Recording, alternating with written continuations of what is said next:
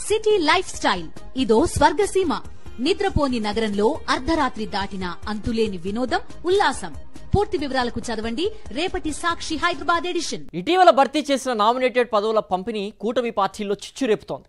ఇచ్చిన పదవులు నచ్చక కొంతమంది, పదవులు దక్కక మరికొంతమంది అధిష్టానంపై తీవ్ర అసంతృప్తిని వ్యక్తం చేస్తున్నారు. పనికి మాలిన పదవులు ఇచ్చి తమను అవమానించారని కొంతమంది ఆగ్రహం వ్యక్తం చేస్తూ ఉంటే, పదవులు ఇవ్వకుండా తమను మోసం చేశారని మరికొంతమంది ఆవేదన వ్యక్తం చేస్తూ ఉన్నారు. పదవుల పంపకంలో జరిగిన అన్యాయంపై మండిపడుతున్నారు. కూటమి ప్రభుత్వం అధికారంలోకి వచ్చిన తరువాత 2 విడతల్లో వివిధ కార్పొరేషన్ చైర్మన్ పదవులను భర్తీ చేశారు. ఈ చైర్మన్ల నియామకం ఉమ్మడి విశాఖ జిల్లాలో చిచ్చురాజేస్తోంది. పార్టీ కోసం కష్టపడిన తమను విస్మరించడంపై నాయకులు అసంతృప్తి వ్యక్తం చేస్తున్నారు. ప్రతిపక్షంలో ఉన్నప్పుడు పార్టీ కోసం కష్టపడిన తమను అధికారంలోకి వచ్చిన తరువాత పూచిక పుల్లలా పక్కన పెట్టేశారని ఆవేదన వ్యక్తం చేస్తున్నారు. కూటమి అభ్యర్థుల గెలుపు కోసం రేయింబవళ్లు కష్టపడినా చివరకు తమకు మిగిలింది ఏమీ లేదంటున్నారు. సీట్లు సర్దుబాటులో భాగంగా తాము ఎమ్మెల్యేగా, ఎంపీగా పోటీ చేసే స్థానాలను సైతం వదులుకున్నామని, త్యాగాలకు విలువ లేకుండా పోయిందని పలువురు నేతలు వాపోతున్నారు. పార్టీ కోసం ఎన్ని త్యాగాలు చేసినా సరే తమను నామినేటెడ్ పదవుల భర్తీలో పరిగణనలోకి తీసుకోకపోవడంపై మండిపడుతున్నారు.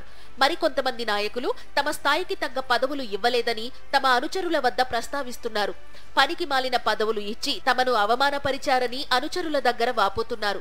అటువంటి పదవులు ఇచ్చినా ఇవ్వకపోయినా ఒక్కటే అంటున్నారు.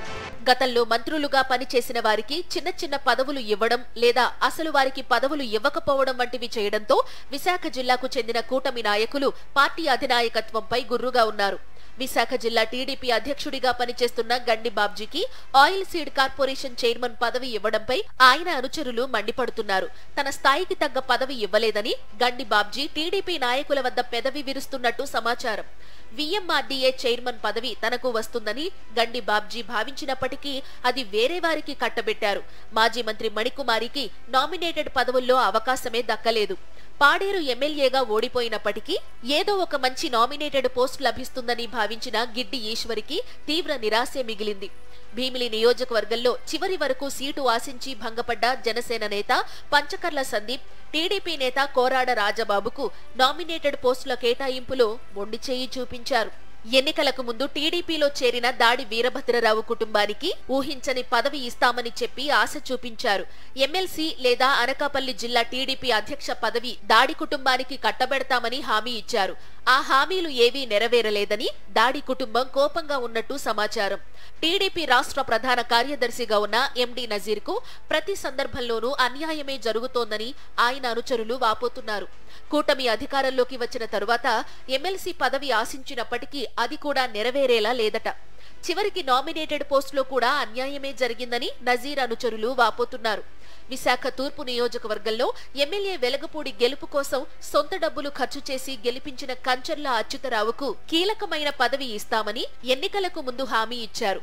ఎన్నికల్లో ఆయన ద్వారా బాగానే లబ్ధి పొందారు. ప్రస్తుతం ఆయన సంగతి మర్చిపోయారని చెప్పుకుంటున్నారు. జనసేన పీఏసీ సభ్యునిగా ఉన్న సీనియర్ నేత కోన తాతారావుకు ఏదో ఒక మంచి పదవి వస్తుందని భావిస్తే ఆయన ఆశ నిరాశయ్యింది. పవన్ కళ్యాణ్ కూడా మంచి పదవి ఇస్తామని ఎన్నికలకు ముందు తాతారావుకు హామీ ఇచ్చారు.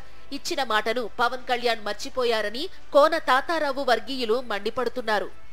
అధికారంలోకి రాకముందు తమ సేవలను వాడుకున్న పార్టీ అధినేతలు పార్టీ అధికారంలోకి వచ్చిన తరువాత తమను కరివేపాకులా తీసిపడేశారని కూటమి నాయకులు ఆవేదన వ్యక్తం చేస్తున్నారు. మొత్తం మీద విశాఖ జిల్లాలో నామినేటెడ్ పోస్టులు దక్కక కొందరు, దక్కినవి తమ స్థాయికి తగినట్టుగా లేవని మరికొందరు తీవ్ర అసంతృప్తితో ఉన్నారు.